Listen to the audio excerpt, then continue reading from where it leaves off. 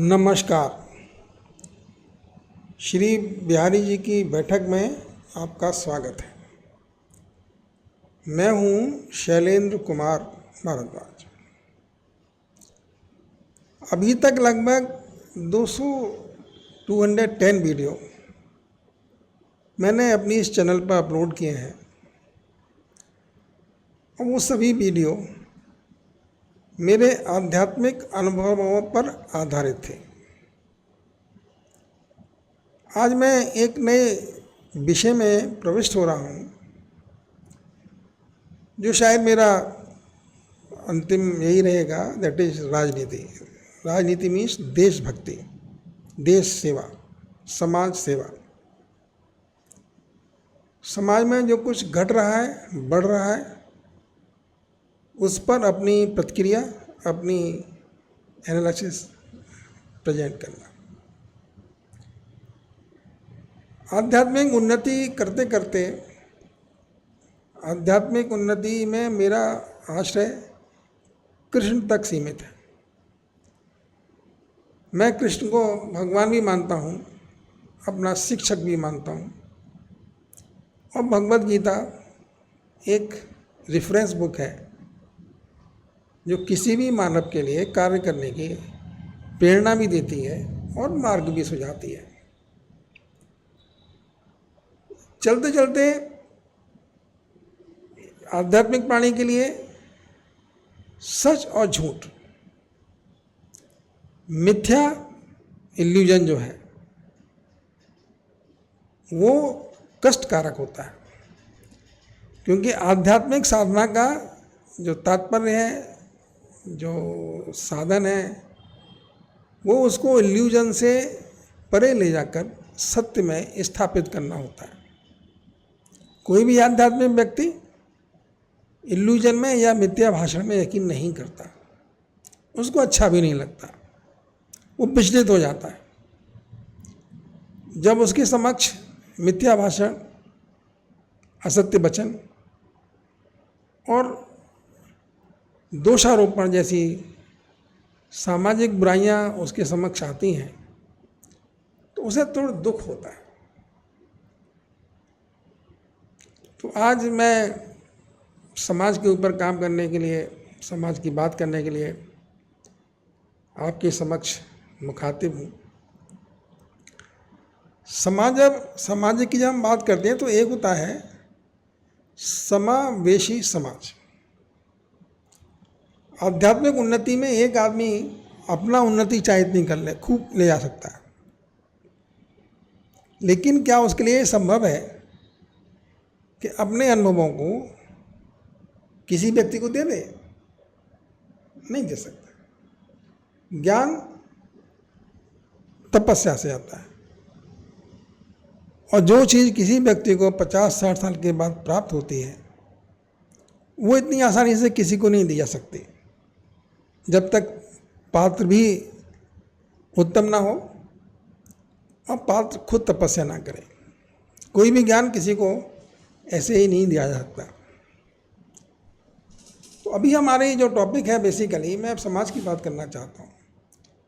और आज का जो घटनाक्रम मुझे व्यथित करता है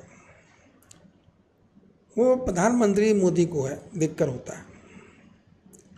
कितने प्रेशर में मोदी जी काम करते हैं। देश के 11 वर्ष प्रधानमंत्री हो जाने के बाद वो देश को एक नई ऊंचाइयों पर ले गए हैं। कोई माने या ना माने, चमचमाती सड़कें, सामाजिक सुरक्षा, जीता जागता चलता हुआ सामाजिक सद्भाव, ये सब बताने के लिए काफ़ी है कि मोदी जी और उनके समर्थकों की जो कार्यकलाप है वो देश की उन्नति के लिए बहुत आगे ले जाने वाले हैं, देश की उन्नति को। लेकिन इस दुनिया में दुष्ट लोग होते हैं। राम है तो रावण भी था, कृष्ण है तो कंस भी था। ये धन और सत्ता में डूबे व्यक्तित्व हैं, और एक उनसे लड़ने वाले लोग हैं जो आंतरिक शक्ति के कारीगर हैं, आंतरिक शक्ति के धनी हैं। रावण की सोने की लंका है, बहुत शक्तिशाली है, बहुत बुद्धिमान है।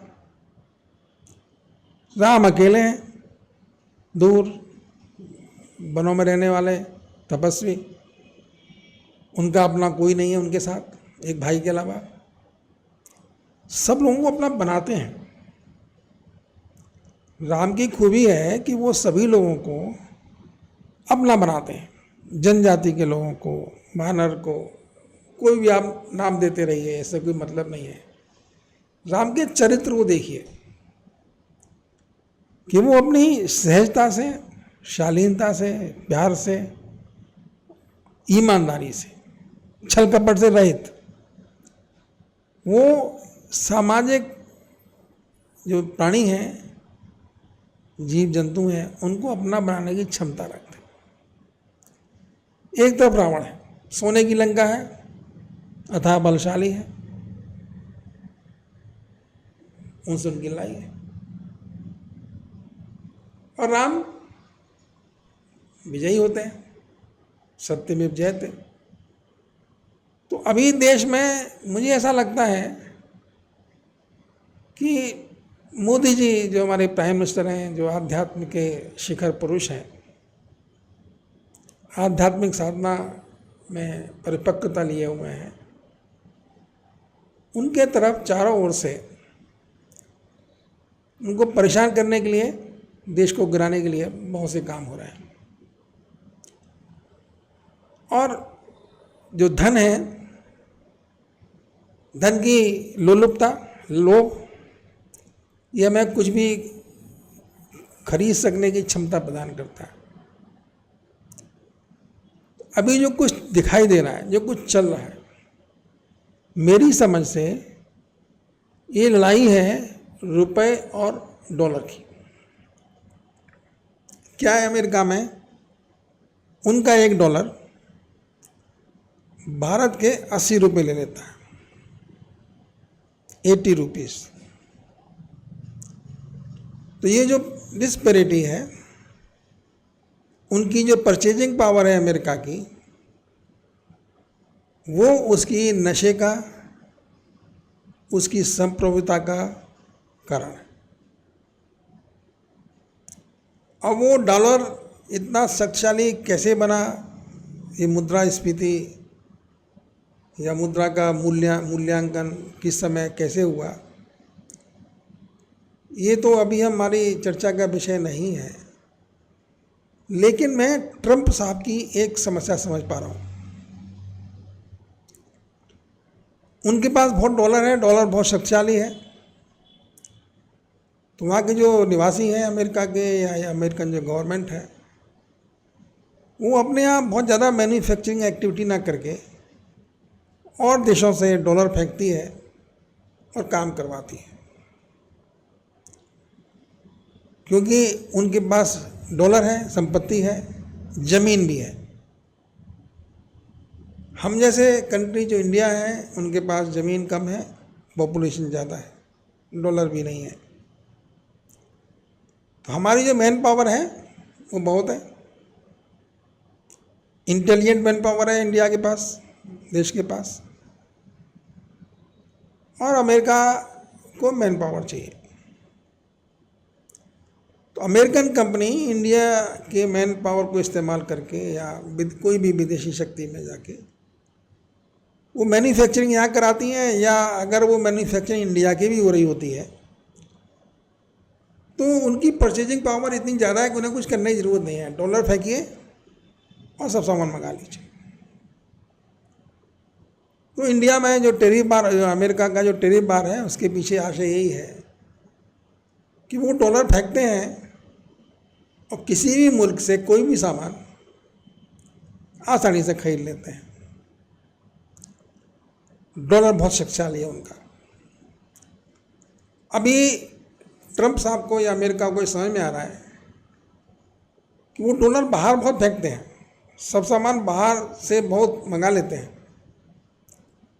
लेकिन उनके पास डॉलर नहीं आते। उनकी जो डॉलर जनरेट करने की क्षमता है वो दिन पे दिन कमज़ोर होती जा रही है। वो डॉलर बाहर फेंकते हैं और बाहर सामान आ जाता है, मैन्युफैक्चरिंग बाहर होती है, डॉलर अमेरिका के होते हैं। तो शनै शनै अमेरिका का जो डॉलर है, अमेरिका की जो पूंजी है, अमेरिका की जो आर्थिक गतिविधियां हैं, वो पूरे विश्व में फैली हुई हो जाती है। उनके पास एक प्लस पॉइंट है, दैट इज टेक्नोलॉजी। और उस टेक्नोलॉजी के लिए भी उन्होंने बाहर के लोगों को हायर किया हुआ है। उनकी जो टेक्निकल पावर है उसमें सब कुछ अमेरिकन्स नहीं है, उसमें बाहर के बहुत लोग हैं, इंडिया के बहुत लोग हैं। अमेरिका की टॉप 10 जो कंपनियां हैं उनके CEO आज की डेट में इंडियन हैं से। इंडिया के बहुत से गवर्नमेंट ऑफिशियल्स भी इंडियन ओरिजिन के हैं। तो अमेरिका यकीनन इस समय बड़े संकट की स्थिति में आता चला जा रहा है। और अभी सभी लोग ये समझ भी गए हैं कि उसकी जो डॉलर की ताकत है उसको कम किया जाए, क्योंकि उसके पास डॉलर की ताकत की वजह से ही वो हम पे दादागिरी करता है। तो ट्रंप साहब जो कुछ कर रहे हैं वो अमेरिका के हित के लिए तो कर रहे हैं, लेकिन उनके कई नकारात्मक पक्ष भी सामने आने वाले हैं। कोई भी चीज़ रातों रात नहीं होती।